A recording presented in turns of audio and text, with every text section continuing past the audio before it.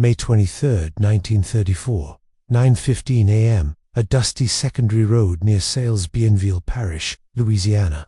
The silence of the Louisiana pine woods isn't peaceful, it's heavy.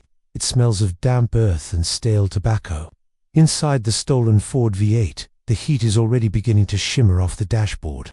Bonnie Parker is eating a sandwich in the passenger seat.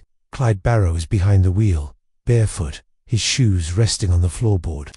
Then, the world ends. Crack. The first shot, fired by Prentice Oakley, hits Clyde square in the temple. His head snaps back. The sandwich drops. And then, the air is replaced by lead.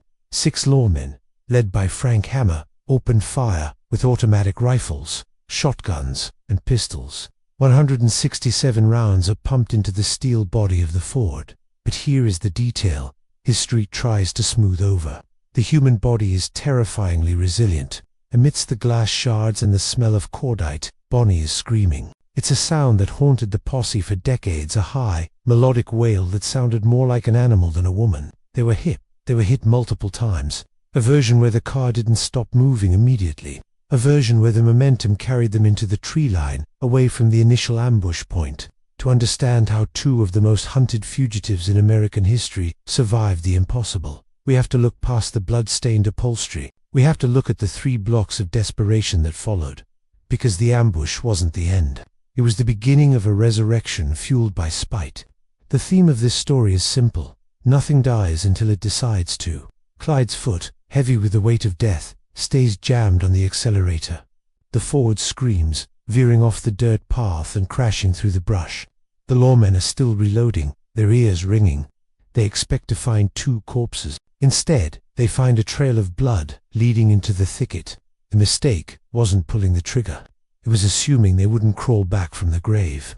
The Ford V8 groans, its radiator punctured, hissing steam like a dying beast. It comes to a halt, 300 yards roughly, 3 city blocks from the ambush site. Inside, the scene is a nightmare, rendered in crimson. Bonnie is slumped, her dress soaked through. She has been hit multiple times in the legs and torso. Clyde is unrecognizable, a mask of red where his sharp features used to be. Clyde ... wake up. Bonnie whispers. Her voice is a rasp thick with a metallic taste of blood. He doesn't move, but his heart is still thumping, a stubborn, rhythmic protest against the 11 rounds lodged in his frame. In the distance, the lawmen are shouting. They're cautious. They know the Barrows. They know that a wounded animal is the most dangerous thing in the woods. Bonnie reaches for the door handle. It's hot from the sun and slick with gore. She falls out of the car, hitting the dirt with a thud that vibrates through her shattered bones. She doesn't cry out. She can't afford to. She drags herself around to the driver's side. The smell of gasoline is overpowering now, mixing with the scent of the pine needles. She pulls Clyde. He weighs nearly nothing, malnourished from months on the run, but to her, he is a mountain. Step by step, inch by inch, she drags him into the deep shade of the cypress trees. This is the reality of the outlaw life. It isn't a glamorous montage. It's the sound of a woman's fingernails tearing as she claws through the dirt to save a dying man. Every movement is a decision. Every breath is a gamble. Behind them, the lawmen find the car. They see the empty seats. They see the blood. Frank Hammer's face hardens. He knows he didn't finish the job. Nobody knew, until it was too late. May 25, 1934, 2:14 a.m., a basement in Shreveport, Louisiana. The room is lit by a single, flickering bulb. It smells of ether and cheap bourbon. On a rusted dental chair lies Clyde Barrow. Bonnie sits in the corner, her arm in a makeshift sling, watching the shadow doctor, a man whose name has been erased from the ledgers of history, a man who fixed the wounds the hospitals were required to report. He shouldn't be breathing, the doctor mutters, his hands shaking as he uses pliers to extract a flattened slug from Clyde's shoulder. He's a Barrow, Bonnie says. Her eyes are sunken, circled by dark bruises of exhaustion. He doesn't know how to stop. The doctor works in silence. He knows that if the feds find out he's here, he'll spend the rest of his life in But the Barrows have something more persuasive than the law. A bag of silver coins stolen from a bank in Lancaster, and a reputation for never forgetting a face. The underworld doesn't run on loyalty. It runs on fear and the strange charisma of those who have survived the Word begins to spread through the tenements and the dive bars. They missed Bonnie and Clyde are still out there. They're ghosts now. In this basement, the theme of reputation takes hold. To the public, they are romantic rebels. To the law, they are a cancer. But to the people in the shadows, they are a business opportunity. The doctor stitches Clyde's scalp. The needle goes in and out, a rhythmic ticking of a clock that refuses to strike midnight. Clyde's eyes flutter open. They are glass clear, focused not on the pain, but on the ceiling. The man who talked, Clyde croaks. The one who told Hammer where we'd be. Bonnie nods. Henry Methven's father. He set the trap. Cliff's hand closes into a fist, tearing the fresh stitches. 2 weeks, he whispers. Give me 2 weeks to walk. The error wasn't the betrayal. It was leaving the witnesses alive. June 2nd, 1934. 11:30 p.m. A rain-slicked alley behind a gambling den in Texarkana. Clyde is leaning on a cane, his silhouette leaning against a brick wall. The rain is cold, the kind of Texas rain that soaks into your soul. He's wearing a wide-brimmed hat to hide the scars that are still angry and purple. Beside him, Bonnie is smoking his cigarette, her movements stiff. They're meeting an informant, a man named Slim who used to run errands for the Barrow Gang. You look like death, Clyde, Slim says, his voice trembling. He's looking at the cane, at the way Clyde's jaw is set. Death didn't want me, Clyde responds. The sound of his voice is like gravel grinding together. Who else was in on it? Slim. Hammer didn't find that spot on his own. Slim hesitates. This is the moment of the difficult decision. He can stay loyal to the ghosts, or he can save his own skin. He looks at Bonnie. She isn't the girl from the poems anymore. She looks like a wraith, her eyes cold and predatory. It was a hitman, Slim whispers. A freelancer. Hammer hired him to do the dirty work if the ambush failed. His name is Miller. He's bragging about it at the Blue Note. Says he's the one who put the bullet in your head. Clyde smiles. It's a terrifying sight. He thinks he's a legend because he shot a man who wasn't looking. Let's see how he feels when the dead come knocking. The consequence of this meeting is immediate. Slim is now a marked man. By talking, he has tied his fate to the Barrows. He watches them disappear into the shadows of the alley. The rhythmic thump-tap of Clyde's cane echoing against the wet pavement. Power isn't about how many people you kill. It's about how many people believe you can't be killed. June 5th, 1934. 10 p.m. The Blue Note Jazz Club. The air is thick with the smell of expensive gin and cheap perfume. On stage, a saxophone player is mourning a song. In a corner booth, Jack Miller, the Hitman, is holding court. He's a large man with a loud laugh and a gold ring on his pinky finger. I saw the brains fly. Miller brags to a group of wide-eyed locals. I was the one behind the bush with the Remington. Hammer can have the credit, but I have the kill. He doesn't notice the two figures sitting at the bar. They are dressed in dark coats, their faces obscured by the haze of smoke. Bonnie sips a gingered Arley. Clyde grips his cane. They listen to the man describe their own deaths. This is the context scene. Miller wasn't a lawman. He was a mercenary, a man hired by the state of Texas under the table to ensure the Barrow problem went away. He represents the corruption of the era, the line between the law and the outlaw blurred by desperation and politics. Miller stands up to head to the restroom. He walks with the swagger of a man who thinks he's the protagonist of the story.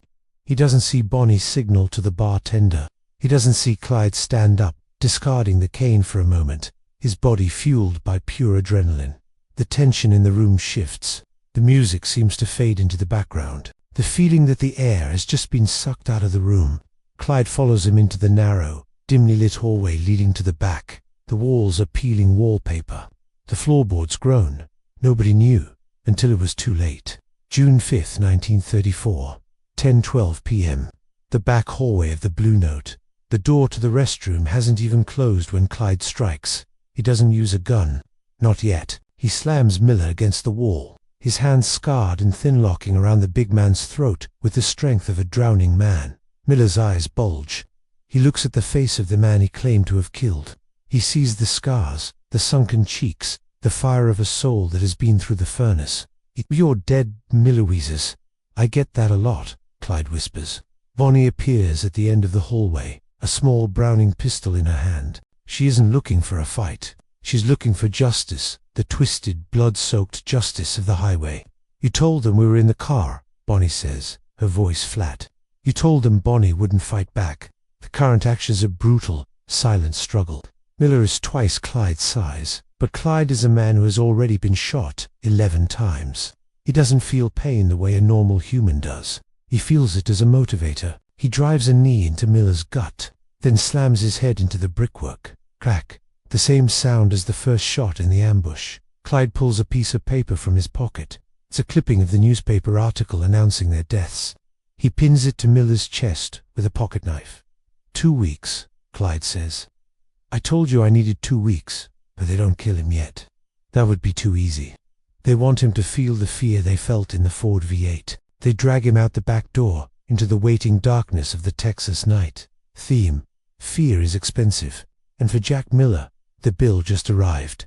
June 6, 1934. 3:45 a.m. A lonely stretch of Highway 80. The car and others stolen. Ford hums at 70 miles per hour. Miller is tied up in the back seat, gagged with his own silk tie. Bonnie is driving this time. Her hands are steady on the wheel. Cleve is in the passenger seat, cleaning his fingernails with the knife. Do you know what it sounds like when 167 bullets hit a car? Clyde asks the rearview mirror. Miller moans, his eyes darting frantically. It sounds like hail on a tin roof. Only the hail is hot, and it goes through your skin like butter. This is the context scene where we learn about the hierarchy of the Barrow Gang. They weren't just robbers, they were a family. And Miller didn't just try to kill them. He tried to destroy the only thing they had left, their myth. Clyde turns the radio on. A soft jazz tune plays, incongruous with the violence in the car. The contrast is vivid, the moonlight on the fields, the smell of the damp upholstery, and the muffled whimpers of a hitman who realized he picked the wrong targets. We're going back to Louisiana, Bonnie says softly. Back to the trees. I want to see the spot where you tried to end us.